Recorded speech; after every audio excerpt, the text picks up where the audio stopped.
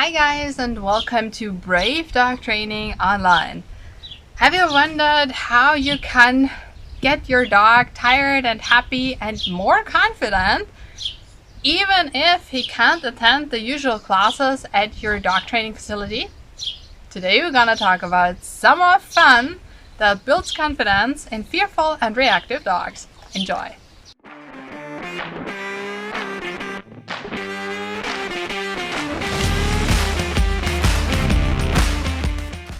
Alright, so typical classes are usually not a good fit for reactive or fearful dogs because, yes, there are trainers who really tailor their classes to those dogs' needs. I do that, but it's way more work and it's a little bit more planning, alright?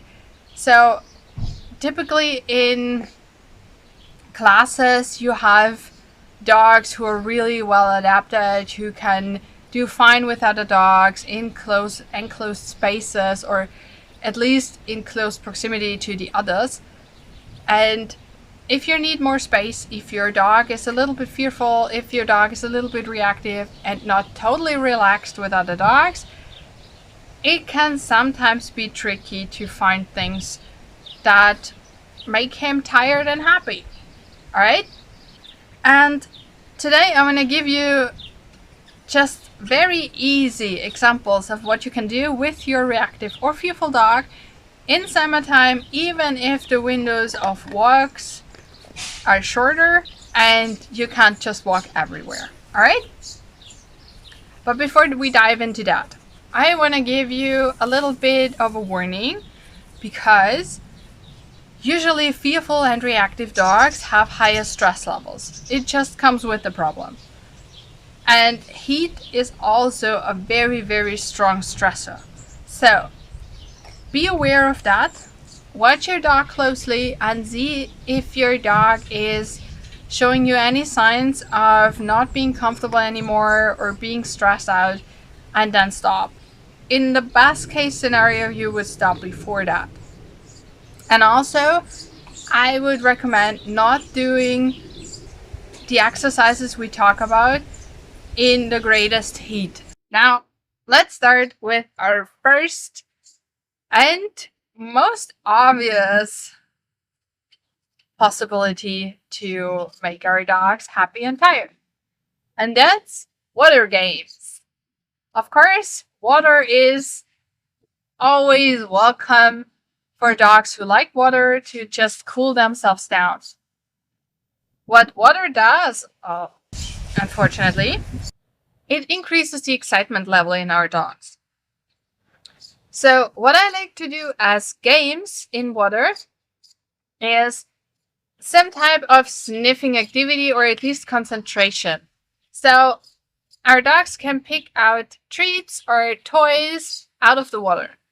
Beware that this can get a little bit frustrating because for our dogs it's a little bit tricky to get those treats out of the water.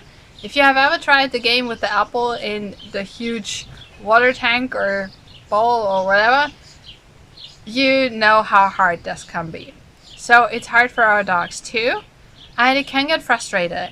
So watch your dog, and if you see your dog getting frustrated, take a break or help him a little bit, or use different treats or different toys. Some toys and treats are easier to pick out, some are harder, so you can just play around with it. Another thing to keep in mind with doing things in water is that treading water is really exhausting. It is hard if you do this for quite some time. So keep the sessions short and keep your dog engaged, and just watch if your dog is still having fun or if it's getting stressful. And you should always stay in a fun mode with these games. Alright, and if we stick with the search games, it doesn't matter if it's toys or treats. Treats is usually easier for beginners, but it depends on your dog's motivation. You can also do various search games in your own home or at night outside when it's cooler, or even use parking garages or park and rides and stuff like that.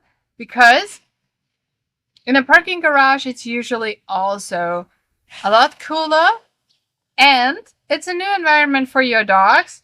And a little bonus, not very many people walk in parking garages. So there aren't as many dogs around that can distract your dog, right? Because if we just do these things in the woods, we might encounter many people walking their dogs in the woods because it's cooler.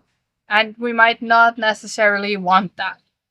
It is a good training possibility, but sometimes we just want to have fun with our dogs, right? So parking garage can be a really great opportunity to do that.